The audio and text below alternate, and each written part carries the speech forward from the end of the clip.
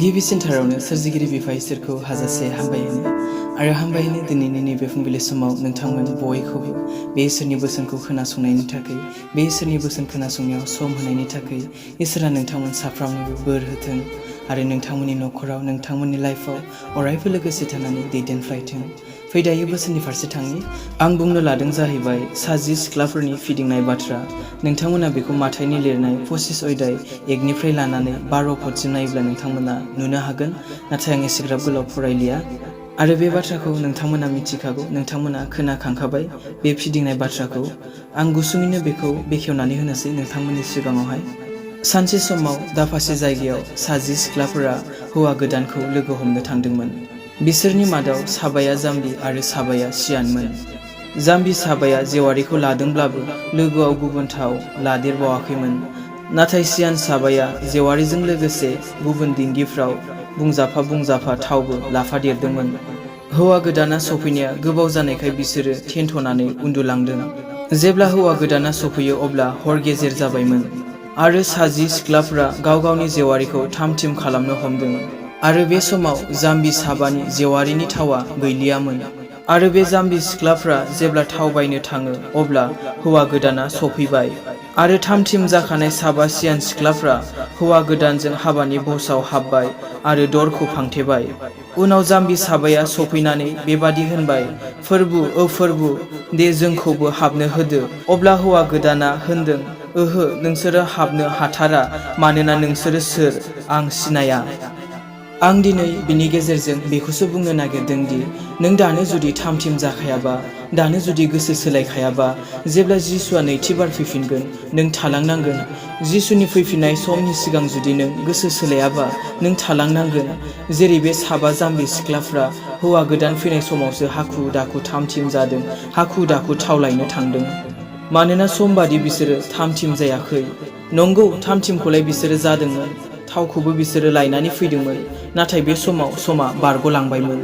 बिनिखायनो अनजाग्रा ख्रिस्ट' सिबियारिफोर, सम थानायावनो जुदि गोसो सोलायाब्ला, सम थानायावनो जुदि मोजांखौ मावाबा, सम थानायावनो जुदि इसोरनि खाथियाव फैयाबा, समा बारग'लाङोबा नों गिदिंनानै मोनफिननाय नङा। बे समाव नों गाबनो गोनां जागोन। नों गोसो सोलायनो होनब्लाबो नों सोलायनो हानाय नङा। नों मोजांखौ मावनो होनबाबो नों मावनो हानाय नङा। मानोना गोसो सोलायनाय, मोजांखौ मावनाय, इसोरनि खाथियाव फैनायनि समा दानो बे अनखांजानायनि समा।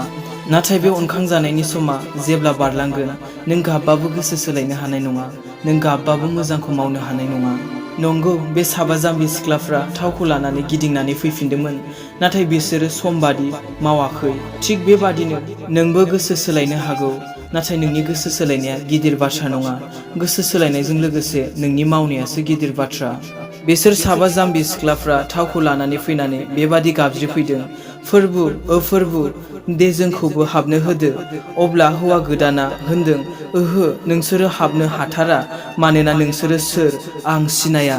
आरो दिनै जों बोसोनाव नायोब्ला नुनो मोनो, अ इसोर होनग्रा साफ्रोमबो सोरगो रायजोआव हाबगोन बे नङा, नाथाय जायहा आफानि थिननाय बायदि मावगोन बेसो होननानै बुंदों। बिनिखायनो अनजाग्राफोर, दिनै सम थानायावनो गोसो सोलायनानै थामथिम जानानै थादो।